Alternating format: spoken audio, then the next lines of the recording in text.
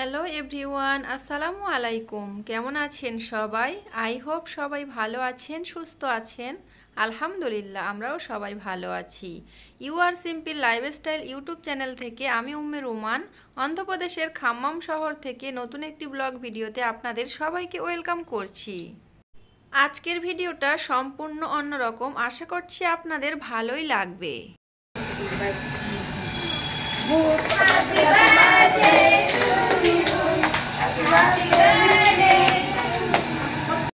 অন্ধ্রপ্রদেশের খাম্মাম শহরে এসেছি আর তার দু একদিন পরে এই বাচ্চা মেয়েটির হ্যাপি বার্থডে হচ্ছিল, মানে জন্মদিন।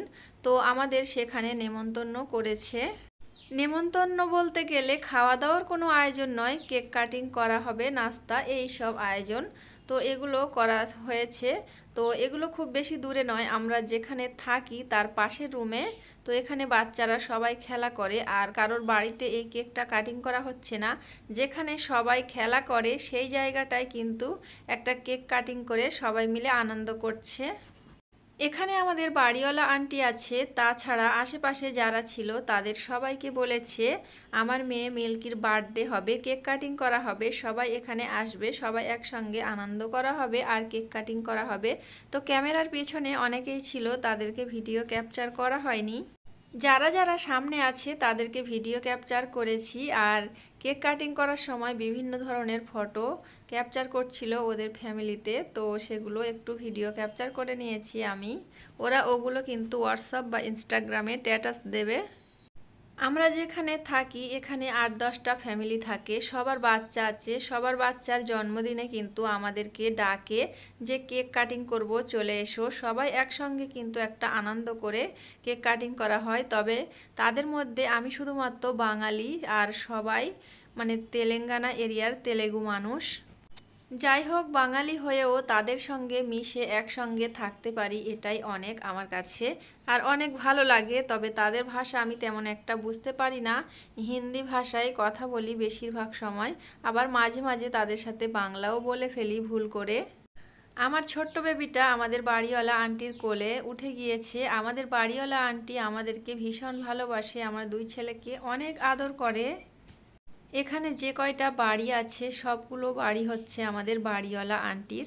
তো সবাই যা মানে অনুষ্ঠান করে বা কেক কাটিং করে সবাই বাড়িওয়ালা আন্টি ডাকে, আর বাড়িওয়ালা আন্টি খুবই মিশুকে, সবার সঙ্গে মিলেমিশে চলে। বাড়ি থেকে এসেছি সংসারের কাজকর্ম করতে করতে, আর বাড়ির মানে রুমের মধ্যে ভিডিও ক্যাপচার করা হয়নি। তো ভাবলাম আপনাদের সঙ্গে কি ভিডিও শেয়ার করব। তো বাইরে সন্ধ্যাবেলা এসেছি, অনেক কাজকর্ম করে, বিকালেও ঘুমিয়েছি, অনেক কাজকর্ম করে এসেছি। তো তারপরে মনে হচ্ছে এখানে একটু বসি আর ভিডিও ক্যাপচার করি, এটাও একটু আপনাদের সঙ্গে শেয়ার করে দেব। এখন তেমন একটা ভিডিও সুন্দর করে আপনাদের মাঝে তুলে ধরতে পারছি না, তবে ইচ্ছা আছে এইরকমভাবে ওই রকমভাবে ভিডিও ক্যাপচার করব আর আপনাদের সঙ্গে শেয়ার করব। একটু টাইম লাগবে, কারণ বাড়ি থেকে এসেছি আর দুইটা বাচ্চা খুবই দুষ্টুমি করছে, কারণ বাড়ির পরিবেশ একরকম ছিল আর এখানকার পরিবেশ একরকম। সেগুলো সেটিং করতে কিন্তু বাচ্চাদের অনেক সময় লাগে, সেই সাথে আমারও অনেক সময় লাগে, অনেক কষ্ট হয়। তাছাড়া এবারে আমার ছোট বাবুটা সব কিছু বুঝতে শিখেছে, সে দুষ্টুমিটা বেশি করে। তার দুষ্টুমি সামলাতে সামলাতে আমার সময় পার হয়ে যায়। ক্যামেরা নিলে সে কিন্তু ফোনটা ধরে নিয়ে নেয়, যে ক্যামেরা অন করা যাবে না, একটু দুষ্টুমি করে, ডিস্টার্ব করে, ভিডিও এডিটিং করতে গেলেও ডিস্টার্ব করে, সে ফোনটা কেড়ে নেয়। আগে কি করতাম, তাকে শুইয়ে আর তাকে খাওয়া দিতাম, মানে বেস্ট ফিডিং করাতাম, আর তখন আমি ভিডিও এডিটিং করতাম। আর এখন কিন্তু সে মানে তার সামনে যদি ফোনটা নেয় সে ফোনটা দূরে সরিয়ে দেয়, এই কারণে কিন্তু ফোনটা তেমন একটা নেওয়া হয় না। সে যখন ঘুমায় তখন ভিডিও ক্যাপচার করার চেষ্টা করি। আর এটা ছিল তার পরের দিন সকালবেলা উঠে একটু রুমটা গুছিয়ে নিয়েছি। তো গুছানোর পরে একটু ভিডিও ক্যাপচার করে নিয়েছি, আর ওই সাইটে দেখতে পাচ্ছেন ওখানে কিন্তু একজন দুজনার ভিডিও আমি চালিয়ে রাখি, ছোট্ট একটা কমেন্ট করে দেই, যে খুব ভালো লাগলো কিছু একটা লিখে দেই, বেশি বড় করে কমেন্ট করতে পারি না, কারণ বাচ্চাটা অনেকটা দুষ্টুমি করে। তো এখানে রুমটা সুন্দর করে ঝাড়ু দিয়ে নিচ্ছিলাম। ছোট বাচ্চাটা আমার পিছে পিছে থাকে, আমি যদি ক্যামেরা স্ট্যান্ডে রাখি তাহলে স্ট্যান্ডটা ফেলে দিতে পারে, তো এই ভয়ে ভয়ে আমি থাকি, যার কারণে হাত দিয়ে ক্যামেরা করছি। আমি জানি হয়তো ক্যামেরা ভালো হয় না, তো কি আর করার। এখন আমার কিউট বেবিটাকে গোসল করিয়ে খাইয়ে তাকে ঘুম পাড়িয়ে দিয়েছি। ঘুম পাড়িয়ে দেওয়ার পরে আরও অনেক কাজ থাকে, সেই কাজগুলো ভিডিও ক্যাপচার করে করে করিনি, তো একটু একটু করে তুলে ধরেছি। কি কি রান্না বান্না করেছি, কি খেয়েছি না খেয়েছি, সব কিছু একটু একটু করে তুলে ধরেছি। আমার তো আবার ভিডিও করা নেশা, তাছাড়া একদিন পরে একদিন ভিডিও আপলোড করি, কি দেব না দেব সেটাও নিয়ে চিন্তা ভাবনা। বাড়িতে ছিলাম একরকম মনোভাবে ছিলাম, এখন এখানে এসেছি অন্যরকম মনোভাব, তো সব কিছু যেন আস্তে আস্তে চেঞ্জ করে দেব ইনশাল্লাহ। তো সবাই আমাদের সাথেই থাকবেন। আর এদিকে ভাত বসিয়ে দিয়েছি, ভাতটা টকবক করে ফুটছে, তো ওদিকে ভাত হতে থাক। আমি তো এখন এবার সেলাই কাজ করা শুরু করে দেব, তার জন্য মেশিনটা সুন্দর করে মুছে নিচ্ছি। আর মেশিনের উপরে এটা ওটা সেটা সব কিছু ছিল, সেইগুলো আমি অফ ক্যামেরাতে সরিয়ে নিয়েছি। সংসারের কাজের কোনো শেষ নেই, আমরা মহিলারা যতই কাজ করি না কেন আমাদের শেষ হয় না।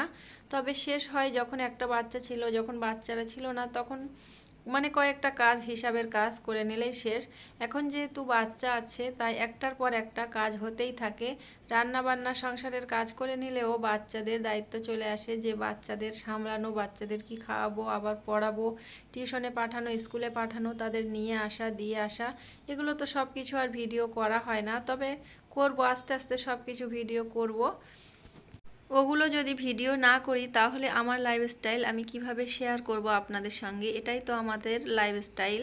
তো যাই হোক, ভাত রান্না করেছিলাম আর ভাতের ফ্যান পড়ে গিয়েছে, গ্যাসটা একটু মুছে নিয়েছি, ভাতের ফ্যান ঝাড়িয়ে নিয়েছি।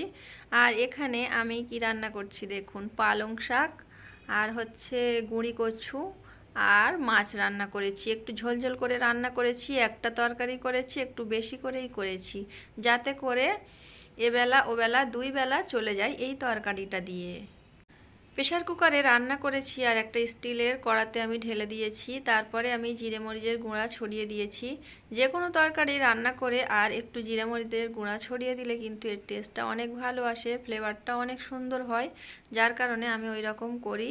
আপনাদের ভাইয়া দুইটা ড্রাগন ফল এনেছে আর সেটা কাটিং করব, তো আমার ছোট ছেলেটা ওই ড্রাগন ফলটা কাটার আগে সে খেয়ে নেবে বলছে, এতটা দুষ্টুমি করছে, তার দুষ্টুমি ভীষণ বেড়ে গিয়েছে, মানে ক্যামেরা ধরেও দেখানোর মতো পরিস্থিতিও থাকে না। এই যে দেখতে পাচ্ছেন, আপনাদের ভাইয়া একটু ক্যামেরাটা মানে ধরতে বলেছি, স্ট্যান্ড তো ফিটিং করলে ফেলে দেবে। আর আমি এখানে ড্রাগন কাটছি আর সে কিভাবে উঠছে ওইভাবে কিন্তু দেখানো হয়নি। আমি যেহেতু বলেছি যে ড্রাগনের দিকে ক্যামেরাটা ধরবে, তার জন্য কিন্তু ধরেছে। আর আশেপাশে থেকে একটু দেখা যাচ্ছিল আমার বাচ্চাটা কিন্তু ওখানে একটা টুল ছিল, টুলের উপরে উঠে গিয়েছে ড্রাগন ফল খাওয়ার জন্য। সে কাটার সুযোগ দেয় না, এতটা কাড়াকুড়ি করছে। একদিক থেকে ভাবতে গেলে ভীষণ আনন্দ হয় যে আমার ছোট্ট ছেলেটা বড় হয়ে গিয়েছে, সব কিছু খাওয়া শিখেছে। অন্যান্য বাচ্চারা কোনো কিছুই খেতে চায় না, এটা কিন্তু কষ্টকর। অনেক মায়েরা টেনশান করে, আমার বাচ্চা তো সব কিছুই খায়, আমার ভালো লাগে। আর আমার বড় ছেলেটা না খেতে চায় না, কিছুই খেতে চায় না, তাকে নিয়ে আমি ভীষণ টেনশানে থাকি। আর ছোট ছেলেটা আমরা যা খাই যা দেই, মাছ মাংস পুরি পরোটা ভাত সবজি ফল যা খাবো সব খাবে। আমার বড় ছেলেটা কিন্তু এইসব খেতে চায় না, সে একটু চাউমিন ম্যাগি পুরি পরোটা খেতে চায়, কিন্তু মাছ মাংস এইসব খেতে চায় না। ঘুগনিটা একটু খেতে চায়, আলু কষা ডিম ভাজা ডাল এইসব খেতে চায়। কিন্তু আমার ছোট ছেলেটা A to Z সব খায়, আমার কাছে কিন্তু ভীষণ ভালো লাগে আর খুব দুষ্টুমি করে। সবাই আমার ছোট ছেলেটার জন্য দোয়া করবেন। আজকের ভিডিওতে একটু বেশি বক বক করে ফেলেছি, উল্টোপাল্টা বলে ফেলেছি, আপনাদের কাছে যদি খারাপ লাগে ক্ষমা দৃষ্টিতে দেখবেন। এতক্ষণ পর্যন্ত যারা আমার ভিডিওটি দেখছেন সবাইকে জানাই অসংখ্য ধন্যবাদ। যারা এখনও পর্যন্ত লাইক দেননি আমার ভিডিওটিতে একটি লাইক দিয়ে দেবেন। আর আমার কিউট বেবি কিভাবে খাচ্ছে আপনারা দেখেই বুঝতে পারছেন। আর সব শেষে একটু ক্লিক রেখেছি, সে মুখটা পুরো লাল করেছে, সেটা একটু শেষে দেখতে পাবে। তো যাই হোক, সবাইকে সুস্বাস্থ্য কামনা করে এবং পরবর্তী ভিডিও দেখার আমন্ত্রণ জানিয়ে আজকের ভিডিওটা এখানে শেষ করলাম। সবাই ভালো থাকবেন, সুস্থ থাকবেন। আমার বাচ্চাটাকে কেমন লাগছে অবশ্যই বলবেন। আল্লাহ হাফেজ, আসসালামু আলাইকুম।